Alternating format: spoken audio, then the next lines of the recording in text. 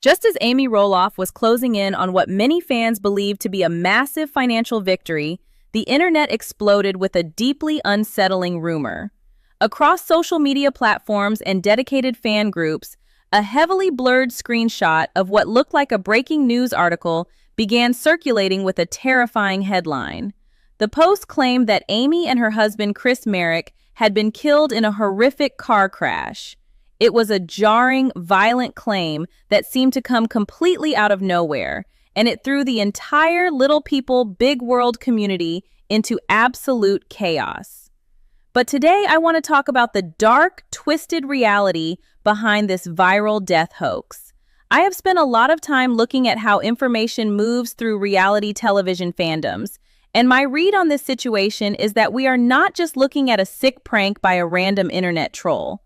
I think we are looking at a highly calculated, sinister PR spin designed specifically to distract the public from a much larger controversy. I believe this hoax was engineered to pull the media's attention away from the intense scrutiny surrounding the Roloff Farms' finances, and more specifically, the ongoing discourse about a $5 million legal audit involving Caryn Chandler. To understand how something this extreme could happen, we have to look at the exact environment where this rumor was planted. The Little People, Big World fandom is incredibly active, and it operates largely in private Facebook groups and dedicated message boards. These are places where hundreds of thousands of people discuss every single detail of the Roloff family's lives. When the anonymous post dropped into these groups, it was highly coordinated. It did not look like a typical text post from a confused fan asking a question.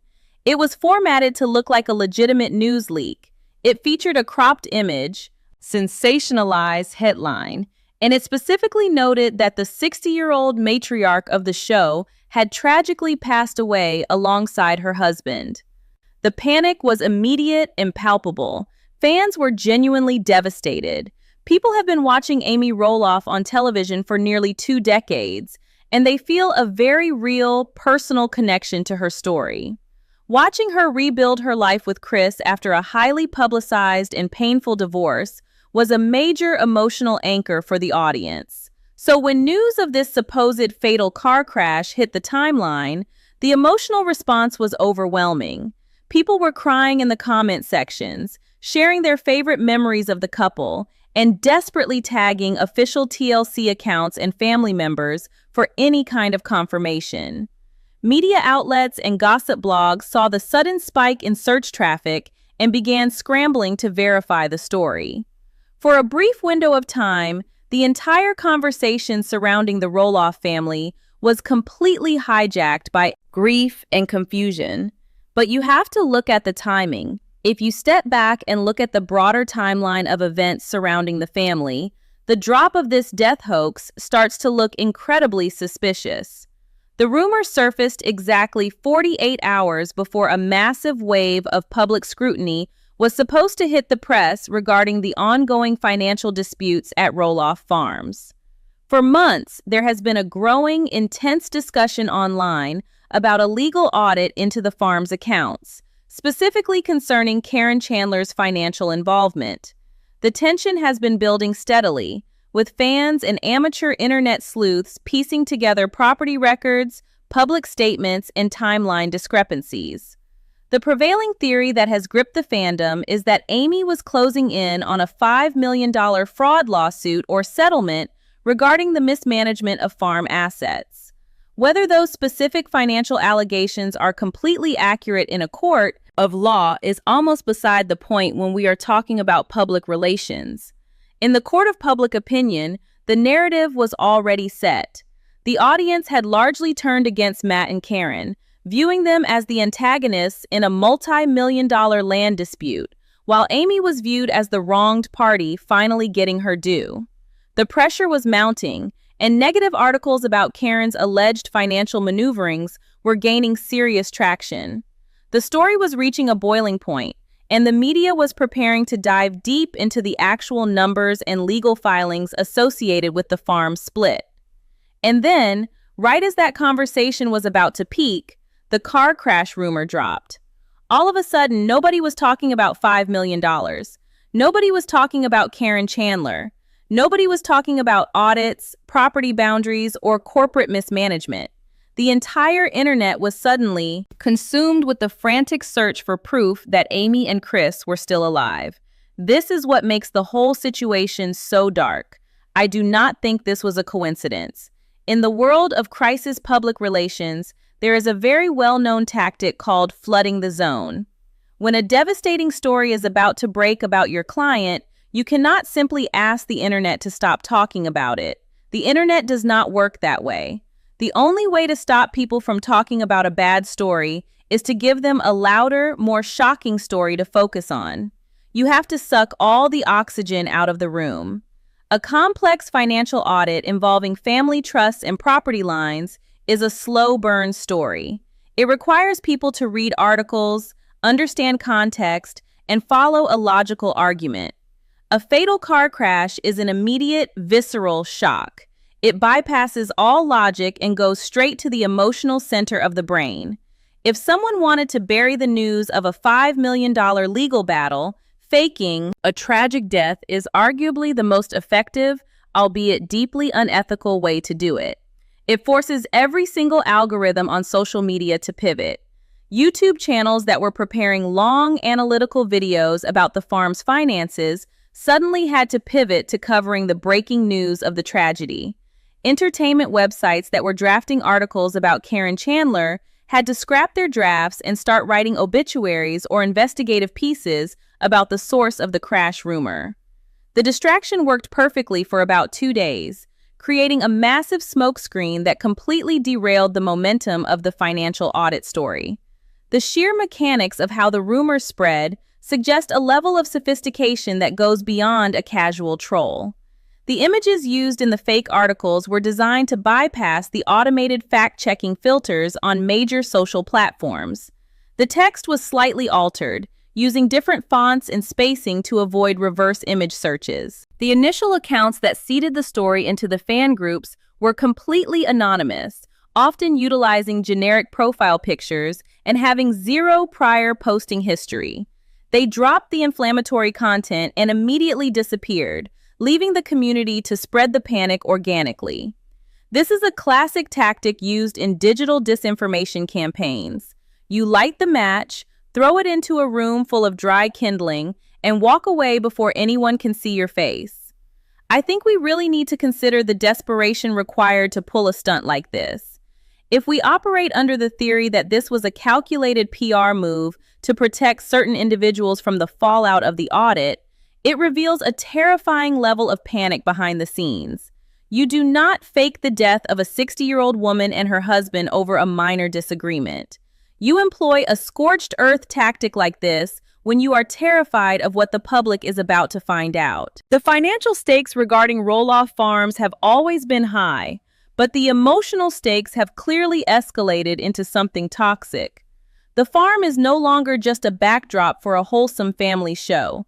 It has become a highly contested corporate asset, and the battle for its control has apparently moved out of the legal system and into the realm of digital psychological warfare. But the plan ultimately fell apart, and it fell apart because of how Amy Roloff chose to handle the situation. When a reality star finds out that the internet thinks they are dead, the standard industry response is to call a publicist, draft a carefully worded press release, and hand it over to a major publication like People magazine. That is the traditional way to manage a crisis.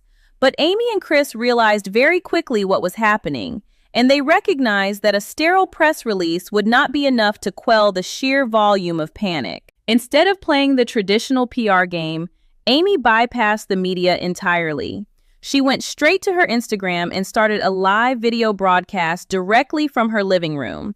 It was one of the most brilliant and triumphant moves I have seen a public figure make in a situation like this. There was no high production value, no makeup artist, and no script. It was just Amy, looking completely normal and healthy, sitting in her house and drinking a cup of coffee. She addressed the camera with a mix of exhaustion and absolute clarity. She did not act hysterical, and she did not play into the dramatic narrative that the hoax had created. She simply stated that she was alive, that Chris was fine, and that the rumors of a car crash were completely fabricated. By showing her face in real time and speaking directly to her audience, she instantly broke the spell of the distraction. The visceral shock of the hoax evaporated the moment fans heard her voice. But what made her response so effective was not just the proof of life. It was the subtle way she reclaimed the narrative. I noticed that she did not spend 20 minutes dwelling on the cruelty of the rumor. She shut it down quickly, and in doing so, she essentially told her audience to stop looking at the distraction and go back to what really mattered. By refusing to let the hoax become her central storyline, she robbed the perpetrators of their ultimate goal. The smoke cleared almost immediately. In fact, the hoax severely backfired. Once the relief washed over the fandom, it was quickly replaced by a massive wave of anger. Fans felt manipulated and violated. They had spent hours mourning a woman they cared about, only to realize they had been played. And when internet communities feel played, they start looking for the puppet master. The discussion online did not just return to the $5 million financial audit, it returned with 10 times the intensity. People started connecting the dots. They looked at the timing of the rumor, they looked at the upcoming legal deadlines regarding the farm, and they realized that the hoax was almost certainly a cover-up attempt. The backlash was fierce. Fans who had previously been on the fence about the family dynamics suddenly planted their flags firmly on Amy's side. The sheer cruelty of faking a fatal car crash alienated any remaining goodwill towards the people suspected of organizing the distraction. It created a Streisand effect. By trying so desperately to hide the financial controversy under a fake tragedy, whoever started the rumor only managed to shine a massive, glaring spotlight directly onto the audit. I want to take a moment to address the other side of this situation, because I know that not everyone agrees with the dark PR theory. There is a very real, very plausible counter-argument that we have to consider. Some people looking at this situation argue that we are giving the internet way too much credit by assuming this was a highly organized conspiracy. The internet is full of chaotic, malicious people who do terrible things for absolutely no reason other than their own sick amusement. There are entire message boards and subcultures dedicated to internet trolling, where the primary goal is simply to cause distress and watch people react. A highly active, emotionally invested fan group like the Little People Big World community is a prime target for these kinds of trolls. The fandom is largely composed of older demographics who might not be as savvy about spotting manipulated images or fake news sites, making them incredibly vulnerable to a well-crafted hoax. If you look at the history of celebrity death hoaxes, they happen all the time without any underlying financial motive. We have seen rumors spread about actors, musicians, and politicians dying in bizarre ways, and 99% of the time, it is just a bored teenager in a basement with Photoshop. The fact that this specific hoax dropped 48 hours before the news of the farm audit could simply be a bizarre, unfortunate coincidence. People who push back against the PR distraction theory point out that human beings are naturally wired to look for patterns. When two significant events happen close together, our brains automatically assume they are connected. We want to believe there is a grand narrative, a mastermind pulling the strings, because the alternative is deeply uncomfortable. The alternative is that the internet is just a random, chaotic place where someone can casually fake your death on a Tuesday afternoon just for fun, and there is absolutely nothing you can do about it. Furthermore, some critics of the conspiracy theory argue that faking a death is actually a terrible PR strategy because it is too easily disproven. Why would a highly paid publicist or a desperate family member initiate a rumor that can be entirely destroyed the second Amy decides to pick up her phone and post a selfie? A good PR distraction usually relies on something vague and difficult to prove, like a rumor about a secret affair, or an anonymous source claiming someone is difficult to work with. A car crash is a definitive event. It either happened or it did not. Launching a definitive lie is incredibly risky because the backlash upon discovery is so severe. I hear those arguments and I think it is incredibly important to keep them in mind. Assuming everything is a dark conspiracy can lead us down a very paranoid path, And we have to acknowledge that sometimes a troll is just a troll. The timing could be a coincidence, and the panic could be exactly what the original poster wanted, with no connection to Caryn Chandler, Matt Roloff, or any $5 million lawsuits. However, I still lean heavily toward the distraction theory, and I will tell you why. My read on the situation changes when I look at the specific ecosystem of reality television in the modern era. Reality TV is no longer just about the episodes that air on television. The real show happens entirely online, between the seasons. The cast members, their partners, and their extended families are essentially running small media empires, and the currency they trade in is public perception. When you have a massive financial asset like a multi-million-dollar property on the line, the rules of engagement change. The legal battles are heavily influenced by the court of public opinion. If the public turns on you, your brand deals dry up, your television contracts are threatened, and your ability to generate income is severely compromised. In that high-stakes environment, desperation sets in. People stop making rational long-term PR decisions and start making panic, short-term survival choices. I do not necessarily believe that a professional PR firm sitting in a glass boardroom came up with the idea to fake a car crash. Professional agencies know that tactic is a losing game, but I absolutely believe that a desperate individual or a rogue associate acting on behalf of someone deeply involved in the farm dispute could have panicked. Seeing the impending wave of negative press regarding the financial audit, they might have rushed to the darkest corner of the internet to throw a massive wrench into the gears. They did not need the hoax to last forever. They only needed it to last long enough to disrupt the news cycle and buy themselves a few days to prepare for the real fallout.